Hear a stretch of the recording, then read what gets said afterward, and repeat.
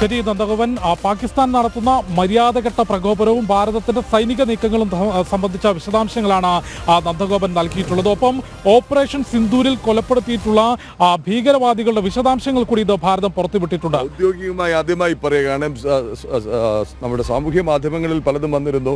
ഒരു നിലവിളി ശബ്ദവുമായി അദ്ദേഹം തന്നെ ഷെയർ ചെയ്തിരുന്നു, ഇതിലും ഭേദം എന്നെ കൊല്ലുന്നതായിരുന്നു എന്നൊക്കെ. അദ്ദേഹത്തിന്റെ ആണോ അയാളുടേതാണോ അല്ലെന്ന് നമുക്കറിയത്തില്ല. ഈ കൊടുഭീകരൻ ഭാരതത്തിന്റെ നിതാന്ത ശത്രുവായ മസൂദ് അസർ തന്നെ പുറത്തുവിട്ടിരുന്നു ഒരു സംഗതി. എന്തായാലും ഇന്നത് ഭാരതം സ്ഥിരീകരിച്ചിരിക്കുന്നു. മസൂദ് അസറിന്റെയും ഹാഫിസ് സയ്യിദിന്റെയും അടക്കമുള്ളവരുടെ ബന്ധുക്കൾ ഈ കൊല്ലപ്പെട്ടവരുടെ പട്ടികയിലുണ്ട് എന്നുള്ള വിവരമാണ് ഭാരതം പുറത്തുവിടുന്നത്. അതായത് കനത്ത തിരിച്ചടിയാണ്. ജെയ്ഷെ മുഹമ്മദിനെ സംബന്ധിച്ച് 2007 മുതൽ ജെയ്ഷെ മുഹമ്മദിന്റെ സുപ്രീം കമാൻഡർ ആയിട്ടുള്ള അബ്ദുൾ റൌഫ് അസ്കർ ഈ ഓപ്പറേഷൻ സിന്ദൂരിൽ കൊല്ലപ്പെട്ടിട്ടുണ്ട്. മസൂദ് അസറിന്റെ സഹോദരനാണ്. കൂടാതെ കാണ്ഡഹാർ വിമാന റാഞ്ചലിന്റെ സൂത്രധാരനാണ്. ഈ അയാളടക്കം ജെയ്ഷെ മുഹമ്മദിന്റെയും 10ലധികം ഭീകരവാദികൾ, അപ്പം മസൂദ് അസറിന്റെ അടുത്ത അനുയായികൾ, ജെയ്ഷെ മുഹമ്മദിന്റെയും ലഷ്കർ ഇ തോയ്ബയുടെയും ഹിസ്ബുൾ മുജാഹിദിന്റെയും എല്ലാം ടോപ്പ് കമാൻഡർമാരെയാണ് ഓപ്പറേഷൻ സിന്ദൂരിലൂടെ പെഹൽഗാമിൽ വീണ ചോരയ്ക്ക് മറുപടി നൽകിക്കൊണ്ട് ആ ഒരു മറുപടിക്കൊപ്പം മുംബൈ ഭീകരാക്രമണത്തിന്റെയും കാണ്ഡഹാർ വിമാന റാഞ്ചലിന്റെയും എല്ലാം റിവഞ്ച് കൂടി ഭാരതത്തിന്റെ സൈന്യം നൽകിയിട്ടുണ്ട്. ഏതായാലും ഭാരതത്തിന്റെ സൈനിക നീക്കങ്ങൾ സംബന്ധിച്ചും പാകിസ്ഥാന്റെ മര്യാദഘട്ട പ്രകോപനം സംബന്ധിച്ചുമുള്ള വിശദാംശങ്ങളാണ് നന്ദഗോപൻ പങ്കുവച്ചത്. ഇപ്പോൾ നമ്മോടൊപ്പം കരസേനാ മുൻ ഉദ്യോഗസ്ഥൻ മേജർ സുധാകർ പിള്ള ചേരുന്നുണ്ട്. സാർ നമസ്കാരം.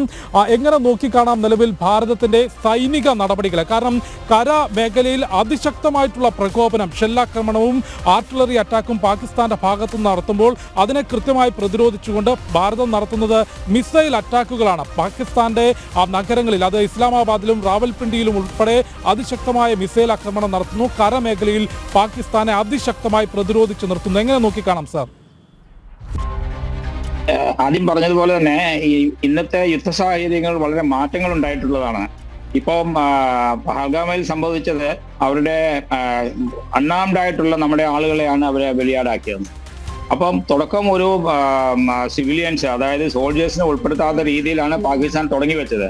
നമ്മളാണെങ്കിലും തിരിച്ച് മറുപടി കൊടുക്കുമ്പോഴും അവരുടെ കേന്ദ്രങ്ങളെയാണ്, അവരുടെ ഓരോ മിലിറ്ററി എസ്റ്റാബ്ലിഷ്മെന്റിനെ പോലും നമ്മൾ എയിം ചെയ്യാതെ, അവരെ നോക്കാതെ നമ്മൾ അവരുടെ കേന്ദ്രങ്ങൾ, ഭീകര ഇരിക്കുന്ന ഒളിത്താവളങ്ങളിലേക്കാണ് മിസൈലുകൾ ആദ്യമേ അയച്ചത്. അത് വളരെ നല്ലൊരു കാര്യമാണ് ഇന്ത്യ ചെയ്യുന്നതാണ്. അപ്പൊ തിരിച്ച് പാകിസ്ഥാന്റെ പ്രവൃത്തി എന്ന് പറഞ്ഞാൽ അവര് ഇവിടെയുള്ള സകലരെയും, അതായത് സിവിലിയൻസും മിലിറ്ററിയും എന്നും കണക്കാക്കാതെ എല്ലാവരെയും അപായം വരത്തക്ക രീതിയിലാണ് അവിടെ ഷെല്ലാക്രമണം നടത്തിയിരിക്കുന്നത്. നമുക്കറിയാം, പൂഞ്ച് തന്നെയും ഒരു ഗുരുദ്വാരയിലും അതിനോടൊപ്പം തന്നെയുള്ള മറ്റു ജനവാസ മേഖലയിലേക്കാണ് അവര് ഷെല്ല ചെയ്തിരിക്കുന്നത് എന്നുള്ളതാണ്. അപ്പൊ അവര് ഉന്നം വെക്കുന്നത് എന്ന് പറഞ്ഞാൽ ഇന്ത്യക്കകത്ത് പൊതുജനങ്ങളുടെ ഒരു ഭിന്നിപ്പുണ്ടാക്കാൻ വേണ്ടിയിട്ടുള്ള ശ്രമമാണ് അവർ നടത്തിക്കൊണ്ടിരിക്കുന്നത്. അല്ലാതെ ഇന്ത്യയുമായിട്ട് നേരിട്ടൊരു പോര് നടത്തിയിട്ട് അവർക്ക് ജയിക്കാമെന്നൊക്കെ അറിയില്ല. അതുകൊണ്ട് ഇവിടെ കൂടുതൽ പ്രശ്നങ്ങൾ സൃഷ്ടിക്കുക എന്നുള്ള ഉദ്ദേശം മാത്രമാണ്. പക്ഷെ നിലയിൽ അതിനു മുമ്പായിട്ട് തന്നെ എല്ലാ സ്ഥലങ്ങളിലും ഞങ്ങൾ ചെയ്യാൻ കഴിവുള്ളവരാണ് എന്ന് കാണിക്കാൻ വേണ്ടിയിട്ടാണ് മറ്റുള്ള ബോർഡർ ഏരിയ, പഞ്ചാബിലാണെങ്കിലും രാജസ്ഥാൻ ബോർഡർ, ജയ്സൽമീറിലും ഇവര് ആക്രമണം നടത്തിക്കൊണ്ടിരിക്കുന്നത്. അതെല്ലാം ഷെല്ലാക്രമണമാണെന്നുള്ളതാണ്. ഷെല്ലാക്രമണത്തിന് കഴിഞ്ഞിട്ട് നമ്മൾ ശരിക്കും ഒരു കരയുദ്ധം ഇതുവരെ തുടങ്ങിയിട്ടില്ല എന്ന് വേണം പറയാനായിട്ട്. കാരണം നമ്മുടെ കരസേനയിലുള്ള പ്രധാനപ്പെട്ട ആർമഡ് റെജിമെന്റുകളോ അല്ലെങ്കിൽ നമ്മുടെ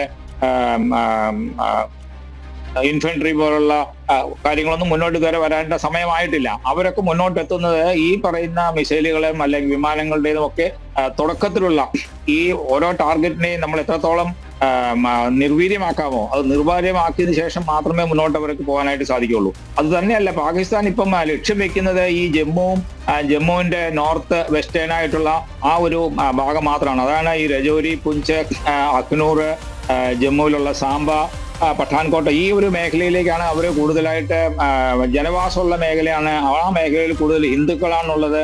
അവർക്ക് പാകിസ്ഥാന്റെ ഏരിയയിൽ അവരുടെ മിലിറ്ററി സ്റ്റേഷൻസ് ഒക്കെ വളരെ അടുത്താണ് ബോർഡറുമായിട്ട്.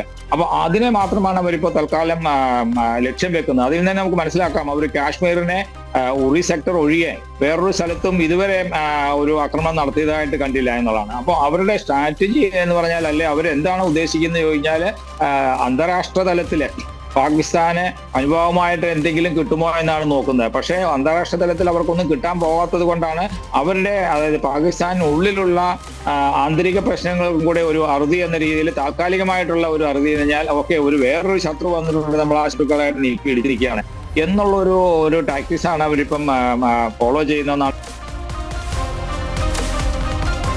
ഇന്ത്യ വളരെ നല്ല രീതിയിൽ നൽകിക്കൊണ്ടിരിക്കുകയാണെന്നുള്ളതാണ്. അപ്പം അത് രാത്രി പകല് എന്നില്ലാത്ത രീതിയിൽ നമ്മൾ തിരിച്ച് അവർക്ക് മറുപടി കൊടുത്തുകൊണ്ടിരിക്കുന്നു എന്നുള്ളതാണ്. അത് മാത്രമല്ല, പാകിസ്ഥാനിൽ നിന്നും ലോഞ്ച് ചെയ്യുന്ന മിസൈൽസ് ഒക്കെ നമ്മൾ ലോഞ്ചിങ് പാഡ് തന്നെ തകർക്കാനാണ്. തന്ത്രപ്രധാനമായിട്ടുള്ള കഹൂട്ട പോലുള്ള സ്ഥലങ്ങളിൽ അവരുടെ ആണവ റിയാക്ഷൻ, അവരുടെ റിസർച്ച് സെന്റർ വരെ നമ്മൾ എത്തിച്ചേരാനായിട്ട് സാധിച്ചു എന്നുള്ളതാണ്. അപ്പം ഇസ്ലാമാബാദിന്റെ വളരെ പരിസര പ്രദേശങ്ങളിലുള്ള സൈനിക കേന്ദ്രങ്ങൾ വരെ നമുക്ക് എത്താൻ സാധിച്ചു. അപ്പൊ നമ്മളുടെ കഴിവ് നമ്മൾ കാണിക്കുന്നുണ്ട്, അവർക്കതൊരു ത്രെട്ടാണ്. അപ്പൊ ആ ഒരു വലിയ ത്രെട്ടിനെ നേരിടാൻ വേണ്ടി അവർ ചെറിയ രീതിയിലുള്ള ഈ ഡ്രോൺ ആക്രമണങ്ങളോ മറ്റുമേ ചെയ്യാനായിട്ട് സാധിച്ചിട്ടുള്ളൂ. അതുപോലെ നമുക്ക് കിട്ടിയ വാർത്ത അനുസരിച്ചിട്ട് ഡൽഹിയിലേക്ക് ഒരു മിസൈൽ അയച്ചിരുന്നു, പക്ഷെ ഇവിടെ എത്തിപ്പറ്റാനായിട്ട് സാധിച്ചില്ല. കാരണം അതിനിടയിൽ ഒത്തിരി ഇന്റർസെപ്റ്റ് ചെയ്യാനുള്ള റഡാറുകളും മറ്റും ഉള്ളത് കൊണ്ട് അതിനെ നമുക്ക് ഡൽഹിയിൽ എത്തുന്നതിന് മുമ്പ് അല്ലെങ്കിൽ അവരുടെ ലക്ഷ്യത്തിലെത്തുന്നതിന് മുമ്പ് താഴെയിടാനായിട്ട് സാധിച്ചു. അതോടൊപ്പം തന്നെ നമുക്ക് മനസ്സിലാക്കാം, ഇതുവരെ ആ ഒരു എയർ ഫൈറ്റിന്റെ ശരിയായ രീതിയിലേക്ക് നടന്നിട്ടില്ല. അതൊരു 3 വിമാനങ്ങളും നമ്മൾ പാകിസ്ഥാന്റെ വീഴ്ത്തിയിട്ടുണ്ടെങ്കിലും അവരുടെ ലക്ഷ്യം എന്ന് പറയുന്നത് ബോംബിടലോ അങ്ങനെയുള്ളതായിരുന്നില്ല. അവർ കൂടുതലായിട്ട് വിവരങ്ങൾ ശേഖരിക്കാൻ വേണ്ടിയിട്ട് വന്ന വിമാനങ്ങളാണ്, അവരെയാണ് നമ്മൾ അടിച്ചിട്ടുള്ളതാണ്. അത് നമ്മുടെ മിസൈൽസിന്റെ ഒരു കഴിവാണെന്നുള്ളതാണ്.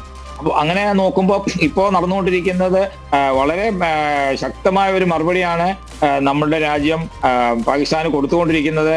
നമുക്കറിയാം, പാകിസ്ഥാൻ 1971 യുദ്ധത്തിന് ശേഷം ഒരു നേരിട്ടുള്ള യുദ്ധത്തിന് നമ്മളോട് തയ്യാറായിട്ടുള്ളതല്ല. പക്ഷേ 1999 കാർഗിൽ യുദ്ധത്തിൽ പോലും അതൊരു നേരിട്ടുള്ള യുദ്ധമായിരുന്നില്ല. അതൊരു സിവിലിയൻസ് ആട്ടിടയന്മാരുമായിട്ടുള്ള ഒരു ഓപ്പറേഷൻസ് എന്ന മാത്രയിലാണ് പാകിസ്ഥാൻ പറയുന്നുള്ളൂ. പക്ഷെ എന്നിരുന്നാലും അവർ വെറുതെ ഇരുന്നിരുന്നില്ല. നമുക്ക് ഇവിടെ പല കാലങ്ങളിലായിട്ട് ബോംബെയിലുണ്ടായ ഹോട്ടൽ താജിലെ ആക്രമണമായാലും പാർലമെന്റിലെ ആക്രമണമായാലും അതോടൊപ്പം തന്നെ പുൽവാമയിലെ, അപ്പം വളരെ കാലമായിട്ട് നമ്മളെ അവരെങ്ങനെ പ്രഷറൈസ് ചെയ്തുകൊണ്ടിരിക്കുകയാണ്. നമ്മുടെ അവരുടെ സപ്പോർട്ടോട് കൂടിയിട്ട് ഈ പറയുന്ന തീവ്രവാദികളെ ഇന്ത്യയിൽ വന്നിട്ട് അവരുടെ ചെയ്തുകൊണ്ടിരിക്കുകയാണ്, ആക്ടിവിറ്റീസ് നടത്തിക്കൊണ്ടിരിക്കുകയാണ്. അപ്പൊ നമ്മളിപ്പം സഹികെട്ടു എന്നുള്ളതാണ് അതിന്റെ ശരിയായ വാർത്ത. അപ്പൊ അതിന്റെ ഭാഗമായിട്ട് നമ്മൾ തിരിച്ചടിക്കുന്നതിനെ ഇതിൽ നിർത്തിക്കൂടാ. നമുക്ക് പാകിസ്ഥാൻ ബോർഡർ ക്രോസ് ചെയ്ത് പോകണമെന്നുള്ള രീതിയിലുള്ള തന്ത്രപ്രധാനമായ തീരുമാനങ്ങൾ ഉള്ളത് കൊണ്ടായിരിക്കണം ഈ പറയുന്ന മറ്റ് എല്ലാ ഫോഴ്സസിനെയും, ലൈക്ക് പാരാമിലിറ്ററി ഫോഴ്സസ് ആയിട്ടുള്ള ആളുകളെയും ടെറിട്ടോറിയൽ ആർമിയെയും ഒക്കെ നമ്മൾ സജ്ജമാക്കിയിരിക്കുന്ന അതിന്റെ ഭാഗമായിട്ടാണ്. മറ്റൊരു കാര്യം കൂടി നമുക്കിപ്പോ ഇവിടെ വളരെ കൃത്യമായിട്ട് പറയാം, ഈ തയ്യാറെടുപ്പുകളൊക്കെ ഇന്നോ ഇന്നലെയോ തുടങ്ങിയതല്ല. കാരണം നമ്മൾ ഈ അഗ്നിവീർ എന്ന് പറഞ്ഞത് നമ്മുടെ ബേസ്, അതായത് ആർമിയുടെയോ നേവിയുടെയോ അല്ലെങ്കിൽ എയർഫോഴ്സിന്റെ ആ ഏറ്റവും താഴെയുള്ള ജവാന്മാരുടെ എണ്ണം നമുക്ക് ആവശ്യമുണ്ട്. അതുകൊണ്ടാണ് നമ്മൾ നല്ല രീതിയിൽ അഗ്നിവീറിനെ കോവിഡിന് ശേഷം നമ്മൾ റിക്രൂട്ട് ചെയ്തത്. അപ്പോൾ ഒരു 2022 മുതൽ 23, 24, 3 വർഷങ്ങളായിട്ട് നമ്മൾ എത്രത്തോളം അഗ്നിവീറിനെ നമ്മൾ റിക്രൂട്ട് ചെയ്തിട്ട് ട്രെയിനിങ് കൊടുത്ത് തയ്യാറാക്കിയിട്ടുണ്ടോ അവരൊക്കെ ഒരു യുദ്ധസന്നാഹത്തിന് തയ്യാറായി കഴിഞ്ഞു. ഇപ്പം ചൈനയൊക്കെ സാധാരണ രീതിയിൽ ചെയ്യുന്ന ഒരു തന്ത്രം എന്ന് പറയാൻ അവര് ഒന്നിനു പുറകെ സൈന്യങ്ങൾ വരുമെന്നുള്ള, അപ്പൊ ആ രീതിയിലുള്ള ഒരു അറ്റാക്ക് പോലും നമുക്ക് നടക്കുന്ന രീതിയിലുള്ള എത്തിച്ചേർന്നിട്ടുണ്ട് എന്നുള്ളതാണ്. അത് തന്നെയല്ല, പണ്ടൊക്കെ 8 വർഷം മുമ്പേ ഒരു ചെറിയൊരു ഏരിയയിൽ മാത്രം ഈ യുദ്ധമുഖം എന്ന് പറഞ്ഞാൽ ഇപ്പൊ അങ്ങനെ കഴിഞ്ഞ കുറച്ച് കാലങ്ങളായി പ്രതിരോധ മേഖലയിൽ മേജർ സുധാകർ പിള്ള, അതായത് കഴിഞ്ഞ കുറച്ച് കാലങ്ങളായി പ്രതിരോധ മേഖലയിൽ ഭാരതം നടത്തിയിട്ടുള്ള കരുത്തുറ്റ തീരുമാനങ്ങൾ, നടപടികൾ, തയ്യാറെടുപ്പുകളാണ് ഈ ഒരു ഘട്ടത്തിൽ പാകിസ്ഥാന് മേലൊരു സർവാധിപത്യം ഈ സമയം വരെ ഭാരതത്തിന്റെ സൈന്യത്തിന് നേടിയെടുക്കാൻ സാധിച്ചത് എന്ന് വേണ്ടേ കരുതാൻ?